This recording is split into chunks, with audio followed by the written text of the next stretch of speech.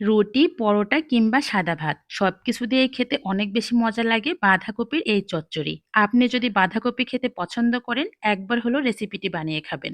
এটা খেতে এত বেশি মজা হয় যে আপনি বাঁধাকপির ফ্যান হয়ে যাবেন। তো প্রথমে আমি কড়াইয়ে দিয়ে দিয়েছি সয়াবিন তেল। এরপর দিয়ে দিচ্ছি সরিষার তেল। রান্নাটা কিন্তু সয়াবিন এবং সরিষার তেল দুটো দিয়েই করতে হবে।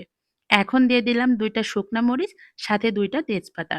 শুকনা মরিচ আর তেজপাতা তেলের মধ্যে ১০ সেকেন্ড মতো ভেজে নিলাম। এখন দিয়ে দিচ্ছি এখানে ২ টা পেঁয়াজ কুচি আর সাথে দিয়ে দিচ্ছি ৩ থেকে ৪ টার মতো কাঁচামরিচ ফালি। পেঁয়াজ আর কাঁচামরিচ তেলের মধ্যে ভালো করে ভেজে নিয়ে দিয়ে দিচ্ছি এখানে আদা, রসুন, জিরে আর ধনিয়া বাটা।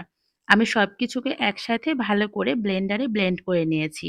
মসলাটা একটু ভেজে নিয়ে দিয়ে দিচ্ছি এখানে হলুদের গুঁড়া, মরিচের গুঁড়া আর স্বাদমতো লবণ।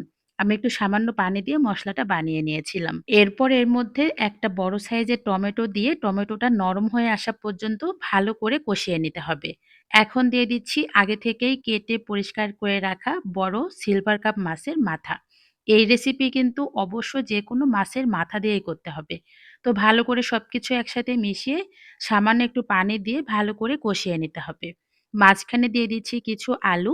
আলুগুলো নতুন ছিল তাই আমি উপরের খোসাটা না ছাড়িয়ে এর মধ্যে দিয়ে দিয়েছি। তো সবকিছুকে ভালো করে নেড়েচেড়ে বেশ কিছুক্ষণ কষিয়ে নিয়েছি। এখন দিয়ে দিচ্ছি আগে থেকেই কুচিয়ে রাখা বাঁধাকপি। বাঁধাকপি ভাজি করার জন্য আমরা যেভাবে কুচিয়ে নিই, আর এই চচ্চড়ি করার জন্য কিন্তু একটু মোটা করে করতে হবে। তাহলে খেতে বেশি মজা লাগবে আর দেখতেও ভালো লাগবে। তো এখন সবগুলো মসলার সাথে বাঁধাকপি ভালো করে নেড়েচেড়ে মিশিয়ে নিলাম। কোনো প্রকার পানি ব্যবহার করব না। ঢাকনা দিয়ে ঢেকে মোটামুটি ৭-৮ মিনিটের মতো রান্না করে নিব। আর এর মধ্যেই কিন্তু বাঁধাকপি থেকে অনেকটা পানি বের হয়েছে। যে পানিটা বের হয়েছে এই পানিতেই কিন্তু বাঁধাকপি, আলু খুব সুন্দরভাবে সেদ্ধ হয়ে যাবে। ঢাকনা দিয়ে না ঢেকে মিডিয়াম হিটে কিন্তু আমি আরো ১০ মিনিটের মতো রান্না করে নিয়েছি। আর এর মধ্যেই কিন্তু বাঁধাকপির চচ্চড়ি একদম রেডি।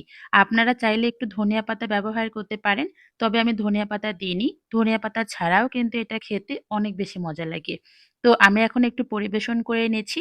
বাঁধাকপির এই চচ্চড়িটা রুটি, পরোটা কিংবা সাদা ভাত সবকিছু দিয়েই খেতে অনেক বেশি টেস্ট হয়। তো একবার হলেও রেসিপিটি বাসায় বানিয়ে খাবেন আর আমাকে কমেন্টস করে জানাবেন আমার আজকের রেসিপি আপনার কাছে কেমন লাগলো। আল্লাহ হাফেজ।